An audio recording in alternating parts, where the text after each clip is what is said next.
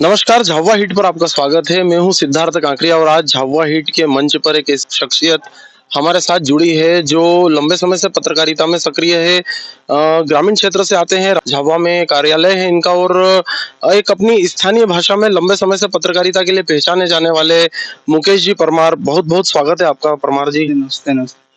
हम सीधे मुद्दे पे आते हैं और बात करते हैं। अब विधानसभा चुनाव बिल्कुल मुहाने पे आ गए हैं और झाबुआ की जो सीट है विधानसभा सीट, उसकी ये पूरे प्रदेश में एक विशेष सीट मानी जाती है और प्रदेश के कई दिग्गज के नेता इस सीट पे एक अपनी नजर रखते हैं। कैसे देखते हैं आप झाबुआ सीट को? और अभी तक कांग्रेस ने अपना कोई प्रत्याशी यहाँ घोषित नहीं किया है। झाबुआ सीट सबकी निगाह इसलिए रहती है क्योंकि यहाँ पर सालों से वर्षों से आदिवासी नेता के तौर पे माने जाते हैं कांतिलाल भूरिया है। वो केंद्र में मंत्री रहे हैं, लंबे समय में वो सांसद रहे हैं और वो राणापुर क्षेत्र से आते हैं। और इस वर्तमान में वो आज झाबुआ विधायक है। तो कहीं न कहीं सबकी निगाह इसलिए जायज़ है और उस पे निगाह है प्रदेश की, ये देश की। झाबुआ एक ऐसी सीट है इसीलिए ज़्यादा प्रसिद्ध है, चाहे वो कांग्रेस के लिए हो या बीजेपी के लिए। और भूरिया दोनों इस बार मैदान में नजर आएंगे, ऐसा अनुमान लग रहा है। इशारों में इन्होंने बताया कि भूरिया भूरिया मैदान में नजर आएंगे। पर कांग्रेस की बात करें तो कांग्रेस में से कौन से भूरिया नजर आएंगे? देखो, भूरिया इसलिए कह सकते हैं क्योंकि कांतिलाल भूरिया भी है, उसके साथ पर उनका बेटे विक्रांत भूरिया है। क्योंकि कांग्रेस में उसने भी एक अच्छा प्रदेश लेवल तक एक विपक्ष की भूमिका निभाई है, संघर्ष किया। तो वो इसे जाने जानते हैं, इसीलिए भूरिया वर्सेस भूरिया की लड़ाई हो सकती है। क्योंकि एक हमारे सूत्र और जानकारों ने बताया है कि कहीं न कहीं भूरिया की वर्सेस मतलब जो विक्रांत भूरिया है, वो कहीं न कहीं इस बार टिकट ला सकता है। इसके साथ ही जेवियर भी फाइट में है, ऐसा नहीं है कि सिर्फ उसी के पक्ष की बात है। लेकिन दोनों के बीच में कुछ समझौता हो जाए या बात हाईकमान उनसे और कुछ मना ले, ये एक अलग विषय है। आप एक ऐसे क्षेत्र से आते हैं जो झाबुआ और अलीराजपुर जिले के एक मध्य में स्थित है। हालांकि आता झाबुआ जिले में है, पर एक उस मिट्टी से आप बिलोंग करते हैं जो राणापुर क्षेत्र से होती है। उसी मिट्टी से भानु भूरिया भी बिलोंग करते हैं। शुरू में भाजपा के समर्थित जो प्रत्याशी भानु भूरिया, उनका काफी विरोध रहा है। कैसे देखते हैं आप उसको? देखो, एक युवा है और भाजपा ने उस जगह इसीलिए दिया क्योंकि वहाँ राणापुर तहसील है जो हमेशा झाबुआ विधानसभा जीत की भूमिका निभाती है। और सबकी निगाह इसीलिए रहती है कि राणापुर ऐसा क्षेत्र है, यहाँ का विधायक चाहे वो कांग्रेस का हो या बीजेपी, लेकिन सबकी निगाह राणापुर तरफ रहती है। उसकी आबादी की बात करें तो सबसे ज्यादा ग्रामीण है, वो राणापुर ही ज्यादा तालमेल रहता है। तो कहीं न कहीं ग्रामीणों की उत्सुकता रखते हुए भाजपा ने इस बार उसी जगह से डिसाइड किया है क्योंकि और है युवा चेहरा उभरता हुआ भाजपा के लिए, कोई ऐसा चेहरा नहीं था, इसीलिए भाजपा पर भानु पर भी दाव लगा है। क्योंकि उपचुनाव की बात करें तो उपचुनाव में कहीं न कहीं कांग्रेस के वोट परसेंट है, तो उसमें से उसे 30% के वोट इजाफा हुआ है। जो पिछले चुनाव की बात करें तो कहीं न कहीं ये गणित निकल के आए हैं। भानु को वो टिकट देने का रीजन यही ही रहा है कि उसने वोट में जो कांग्रेस को हमेशा वोट है, उसको कांग्रेस के वोट काट के बीजेपी में कन्वर्ट किया है। कहीं न कहीं ये फैक्टर काम किया, इसीलिए केंद्र समिति ने उस पर ही मोहर लगाई है। बात अब भानु भूरिया की और भाजपा की हो रही है, तो भाजपा की योजना लाडली बहना योजना, लंबे समय से भाजपा इसका प्रचार कर रही है कि इसके दम पर वो प्रदेश में वापसी करेंगे। तो क्या लगता है आपको, झाबुआ जिले में लाडली बहना योजना लागू हुई है? कितनी बहनों को इसका फायदा मिला है और क्या ये वाकई में एक ऐसी योजना बन के उभरेगी जो वापस से भाजपा को रिचार्ज कर सके? केंद्र सरकार या राज्य सरकार की योजनाओं के आधार पर चुनाव मैदान में जारी है भाजपा। लेकिन भाजपा के जो चेहरे हैं, जो उनके जो पदाधिकारी है या समय से वो पद में रहे या जनप्रतिनिधियों के तौर पे रहे, लेकिन उन्होंने अपनी ओर से कुछ खास नहीं कर पाए हैं। मेरा ये कहना है कि जब केंद्र सरकार की पीएम आवास योजना है तो पीएम आवास योजना का उदाहरण दे दिया उन्होंने। लाडली बहना है मामा की बहनों के लिए, उन्हें एक तोहफा दिया। मतलब एक उन्हीं योजनाओं को आधार बनाकर वो चुनाव मैदान में जा रहे हैं। लेकिन किसी भी बड़े नेताओं का अपने स्थानीय और झाबुआ क्षेत्र में अपना व्यक्तिगत नहीं ला पाए हैं। जैसे कि उदाहरण पर कोई वरिष्ठ नेता रहता है, जैसे आप बात करें कि नर्मदा का पानी है, कचबूज तक किसानों के लिए पानी के लिए चले गया है, लेकिन हमारे पास में रहते हुए बड़वानी खरगोन से यहाँ झाबुआ नहीं ला पाई, तो सबसे बड़ी विडम्बना है हमारे लिए। यहाँ के किसानों की समस्या है, सारी चीजें ये नजर में आ रही है। किसानों को आज पलायन भी जा रहे हैं। आज आप बात करो तो पीएचई विभाग की ओर से बड़ा घोटाला किया जा रहा है, लेकिन उस पर जांच नहीं हो पा रही है। कांग्रेस भी इसके लिए बैकफुट पे भी नहीं आई है। अपन कांग्रेस की बात करें तो कांग्रेस भी कहीं न कहीं तालमेल है। तो कहीं नहीं, दोनों चीजें मुद्दे हर बार आते हैं, ठंडे हो जाते हैं। पलायन का मुद्दा का मुद्दा है, शिक्षा का मुद्दा है, आप ड्रेस घोटाला सबसे बड़ा हुआ है, इसके लिए कांग्रेस भी सड़कों पे नहीं आई, तो बीजेपी भी उस पर ज्यादा बात नहीं कर पाई। तो ये तमाम चीजें मुद्दे भी है।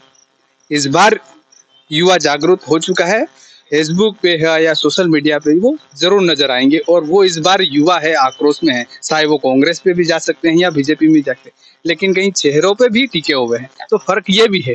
मुकेश जी, आप लंबे समय से ग्रामीण क्षेत्र में पत्रकारिता कर रहे हैं, स्थानीय भाषा में पत्रकारिता कर रहे हैं, ग्रामीणों के बीच में उठना बैठना आपका काफी माना जाता है, तो ग्रामीणों के बीच में क्या लहर चल रही है इस समय? देखो, इस समय लहर कई मुद्दों पे चल रही है। जब बात करें तो यूं देखा जाए तो कांग्रेस का भी पक्ष है, भाजपा के हैं, लेकिन कहीं भाजपा के लिए अंदरूनी भी गुट चल रही है, लेकिन वो फ्रंट पे नहीं आ रहे हैं।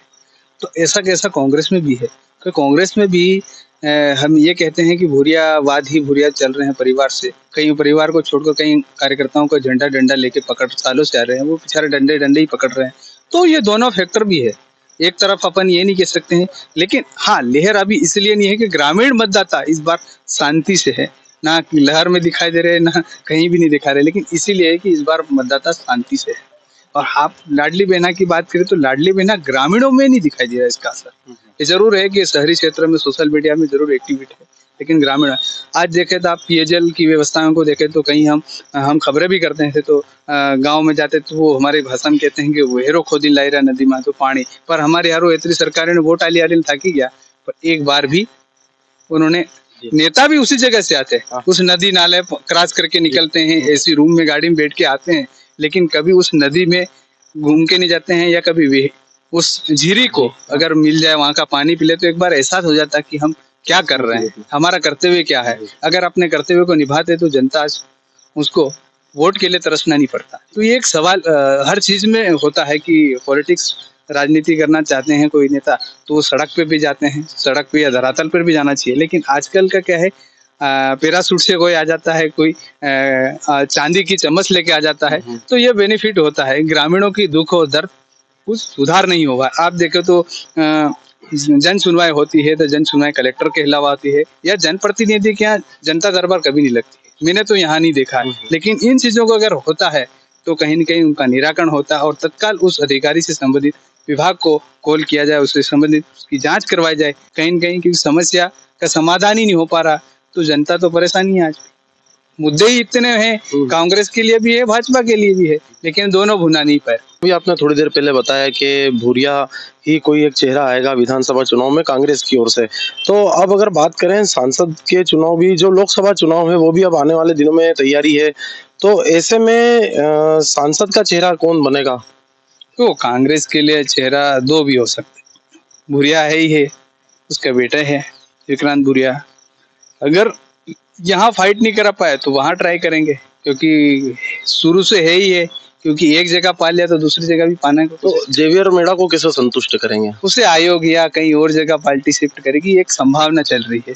हाँ, हमारे सूत्र ये भी बता रहे हैं कि कहीं न कहीं भूरिया जी को अब अंतिम चुनाव है, ये भी कहा गया है कि आप अगली बार, क्योंकि पिछले चुनाव में भी इस तरह उपचुनाव में कहा गया, लेकिन फिर भी वो इस बार दावेदारी करी है, तो कहीं न कहीं वेक्टर काम करते हैं। भाजपा की ओर से सांसद के लिए किससे चेहरा दिखता है? देखो, भाजपा कभी भी चेहरा दिखाती नहीं है, अचानक प्रकट कर देती है, जिसे अपने चमत्कार दिखाती थी अचानक।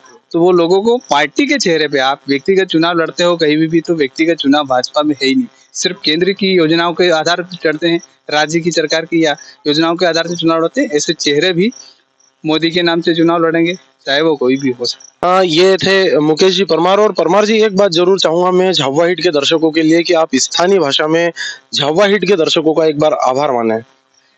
जेवीर ने बात करिए कि नहीं, हमारे हाथ जो झाबुआ हिट નું ચેનલ છે YouTube से दिना सब्सक्राइब भी करवा दो, ताकि વધારે થી વધારે એહન વાત મોકલાઈ જાય। અને આજ તો મને બધી વાતો બતાડ્યો, ये आप હું ગામ ખેડે ખેડે જાઈ રહ્યા, બધી જેવી રીતની વાતો છે, નેતા હું ખેલ કરી રહ્યા, સુનાવ આવી રહ્યા, પાવ પડે, આડા પડે, બધું કળ્યો કરવાના છે, તો યા બધા ખેલ આવી રહ્યા છે। હા, યા ખેલ देखता જજો તો હું તમારા હિસાબથી વોટ નાખજો। એ મારું એમ નહીં કહેવાનું કે કોને નાખવાનું, એ તમારી ભાવના છે। તમને દુઃખ પીડા થાય એ 5 સાલમાં શું થાય કઈનો નેતો આવે તો તમારે કે એ બધી કળ્યો છે। આના ચેનલને માધ્યમથી હું એવી રીતે બધી વાત કરવાનો મોકો મળ્યો, એના ખૂબ ખૂબ આભાર અને રામ રામ। धन्यवाद मुकेश जी। और झाबुआ हिट के दर्शकों को हम बताना चाहेंगे कि अब आने वाले समय में विधानसभा चुनाव है और हमारी पूरी कोशिश रहेगी कि झाबुआ, थानला, पेटलावद और अन्य विधानसभा सीटों पर हम ताजा जानकारी और अपडेट देते रहें। साथ ही जमीनी पत्रकार जो हैं उनसे हम पूरा विश्लेषण करते रहें और उनके रुझान भी जानते रहें। झाबुआ हिट देखने के लिए आपका बहुत बहुत धन्यवाद, आभार। यदि आपने हमारा चैनल सब्सक्राइब नहीं करा है तो चैनल को सब्सक्राइब करें, खबरों को लाइक करें, शेयर करें। धन्यवाद।